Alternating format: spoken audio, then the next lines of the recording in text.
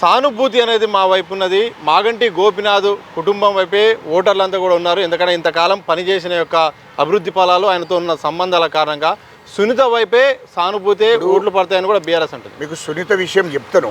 సునీత వైపు ఉన్నారా మీకు అంటే ఎందుకోసం తెలంగాణ ప్రజలు కానీ జూబ్లీహిల్స్ ప్రజలు కానీ ఎందుకు మీ మీద సానుభూతి ఉండాలి అంటే కాళేశ్వరం ప్రాజెక్టులో 1,00,000 కోట్లు దోసుకున్నందుకు మీ మీద సానుభూతి ఉండాలా?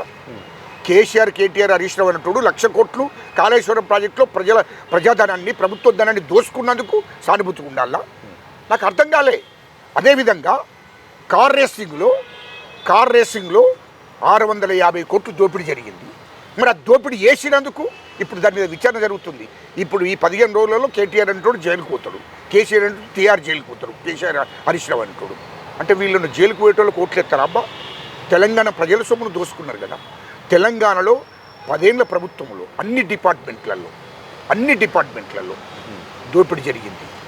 రెండవది ఇసుక దందాలు తెలంగాణ మొత్తం 1000 కోట్ల దోపిడీ జరిగింది.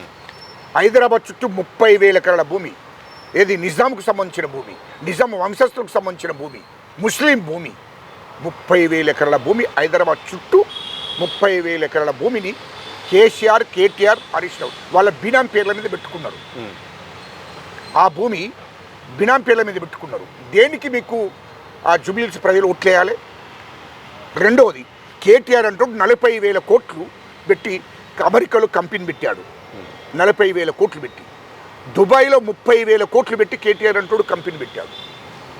అదేవిధంగా లండన్లో 25,000 కోట్లు పెట్టి లండన్లో కంపెనీ పెట్టాడు. లెక్కలన్నీ తీస్తారా త్వరలో?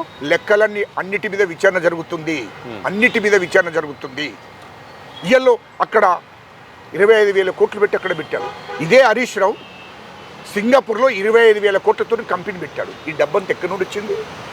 ఇది ప్రజలకు చెప్పారు కదా. ఇది జూబ్లీహిల్స్ ప్రజలకు కూడా చెప్పారు కదా ఎక్కడి నుండి వచ్చింది ఆ డబ్బంతా. ఇదంతా దోపిడీ చేసిన డబ్బు కదా, ఇదంతా దోపిడీ చేసుకున్న డబ్బు కదా. ఈ డబ్బంతా ఎక్కడి నుండి వచ్చిందని మేము అడుగుతున్నాం. అది జూబ్లీహిల్స్ ప్రజలకు చెప్పాలి, తెలంగాణ ప్రజలకు కూడా చెప్పాలి కదా.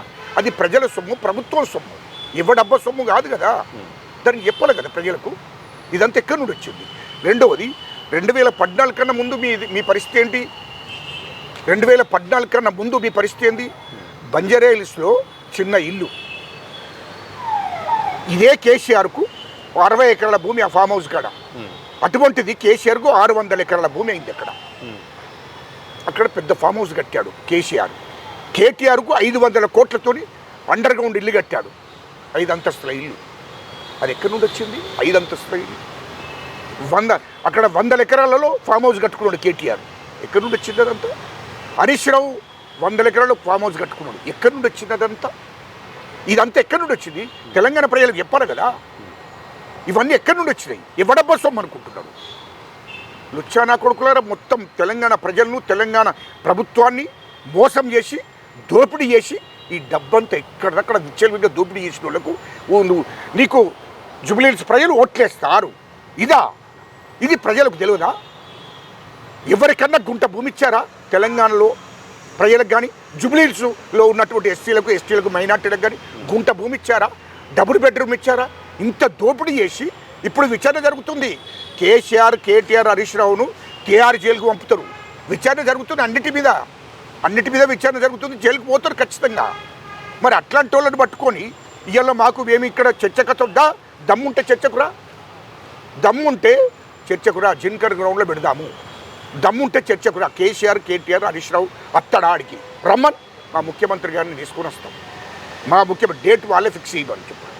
జిన్కర్ గ్రౌండ్లకు రమ్మని మా ముఖ్యమంత్రి గారు ఖచ్చితంగా స్వయంగా మేము తీసుకొని వస్తాం చెప్పాడు కూడా. మాకు చర్చకు సిద్ధమే. కానీ ప్రజాకోర్టు ద్వారా ప్రజలు ఉండాలి అక్కడ. తెలంగాణ ఉద్యమకారులు ఉండాలి.